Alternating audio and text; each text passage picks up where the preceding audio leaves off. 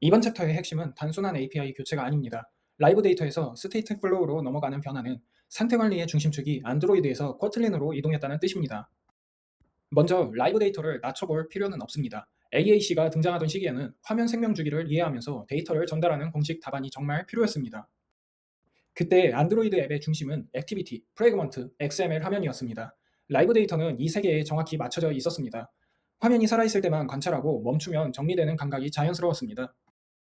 개발자들이 라이브 데이터를 좋아한 이유도 분명했습니다. 생명 주기를 직접 다루는 부담을 줄여줬고, 뷰 모델과 함께 쓰면 화면 회전에도 UI 상태를 꽤 안정적으로 유지할 수 있었습니다.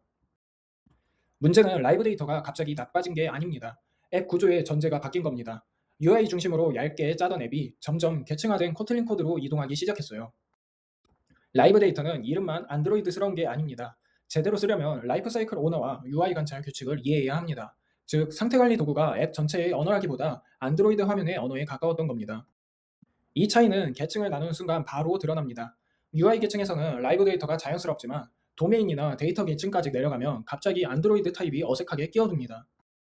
테스트에서도 마찰이 생깁니다. 우리는 순수 코틀린 객체의 상태 변화를 검증하고 싶은데 상태 컨테이너가 안드로이드 문맥을 요구하면 테스트의 초점이 흐려집니다. 컴포즈가 등장하면서 질문 자체도 바뀌었습니다. 이제 중요한 건 화면이 데이터를 어떻게 붙잡고 있느냐가 아니라 상태를 누가 소유하고 UI는 그것을 어떻게 구독하느냐입니다. 현대 앱에서 상태는 화면 안에만 머물지 않습니다. 뷰 모델, 유스 케이스, 테스트 코드, 공유 모듈까지 같은 상태 모델을 바라보는 경우가 많아졌습니다. 마침 코틀린 코루틴 생태계는 이미 자리를 잡고 있었습니다. 단위 작업은 서스펜드, 연속되는 값은 플로우, 그리고 UI 상태는 스테이트 플로우로 이어지는 그림이 자연스럽게 만들어졌습니다. 스테이트 플로우를 한 문장으로 말하면 항상 현재 값을 가진 순수 코틀린 상태 컨테이너입니다. 중요한 건 안드로이드 없이도 동작한다는 점입니다. 스테이트 플로우의 핵심은 현재 값입니다. 화면이 지금 어떤 상태인지 즉시 읽을 수 있고 새로 구독한 UI도 과거가 아니라 최신 상태부터 받습니다. 개발 감각도 달라집니다. 라이브 데이터에서는 옵저버브가 기본이었다면 스테이트 플로우에서는 콜렉트가 기본입니다. 콜백 중심의 안드로이드 감각에서 코루틴 스트림 감각으로 이동하는 겁니다. 이때 가장 자연스럽게 붙는 패턴이 불변 UI 스테이트입니다. 로딩, 콘텐츠, 빈 상태, 에러를 흩어진 값으로 두지 않고 하나의 상태 모델로 묶어서 UI가 그대로 렌더링하게 만듭니다. 뷰 모델의 역할도 더 또렷해집니다. 내부에서는 뮤터러블 스테이트 플로우가 상태를 바꾸고 외부에는 읽기 전용 스테이트 플로우만 노출합니다.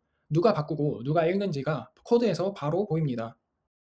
순수 코틀린 기반으로 옮기면 이점은 명확합니다. 계층 전체가 같은 언어로 상태를 다룰 수 있고 테스트도 안드로이드 프레임워크에서 더 멀어질 수 있습니다. 나중에 멀티모듈이나 멀티플랫폼 확장할 때도 훨씬 자연스럽습니다. 하지만 여기서 착각하면 안 됩니다. 상태의 소스가 순수 코틀린이 됐다고 해서 화면 생명주기 문제가 사라지는 건 아닙니다. 화면이 보이지 않을 때까지 계속 수집하면 불필요한 작업이나 예상치 못한 사이드 이펙트가 발생할 수 있습니다. 그래서 UI는 보일 때만 상태를 수집해야 합니다. 바로 이 지점에서 Collect as State with Life Cycle이 등장합니다. 플로우를 컴포즈가 읽을 수 있는 스테이트로 연결하되 수집 타이밍을 라이프 사이클에 맞춰 안전하게 조절해 줍니다.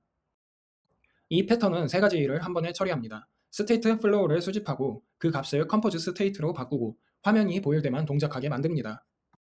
정리하면 역할이 분리됩니다. 상태의 원천은 스테이트 플로우가 맞고 수면 관리는 UI 경계에서 Collect as State with Life Cycle이 맞습니다. 이 분리가 현대 안드로이드 상태 관리의 핵심입니다. 그래서 현대 샘플 앱의 코드도 같은 방향을 보여줍니다. 뷰 모델은 스테이트 플로우를 내보내고 컴포즈 화면은 Collect as State with Life Cycle로 그 상태를 읽습니다.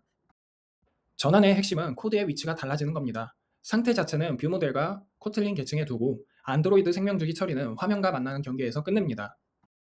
중요한 건 라이브 데이터가 틀렸다는 선언이 아닙니다. 기존 XML 프로젝트에서는 여전히 유용할 수 있습니다. 다만 새로 컴포즈 기반 구조를 설계한다면 스테이트 플로우가 훨씬 자연스러운 기본값이 된 겁니다. 그래서 이 전환의 결론은 명확합니다. 상태의 원천은 스테이트 플로우처럼 순수 코틀린에 둡니다. 그리고 화면과 만나는 지점에서만 라이프 사이클을 붙입니다. 이 분리가 현대 안드로이드 상태 관리의 기준이 됐습니다.